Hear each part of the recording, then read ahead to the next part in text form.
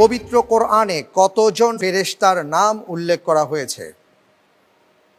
ক ৩ জন, খ ৪ জন, গ ৫ জন, ঘ ৮ জন।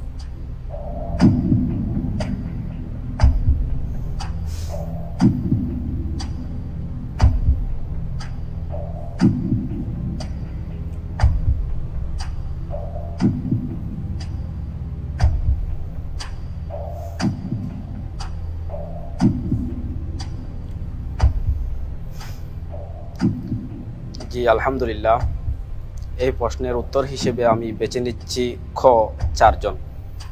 লক করে দেওয়া হোক খ ৪ জন। আপনি বললেন পবিত্র কোরআনে কারীমে ৪ জন ফেরেশতার নাম উল্লেখ করা হয়েছে। আপনি হাফিজে কোরআন। আপনি যে উত্তরটি দিয়েছেন আপনার উত্তরটি সঠিক হয়নি। উত্তর হবে ৫ জন।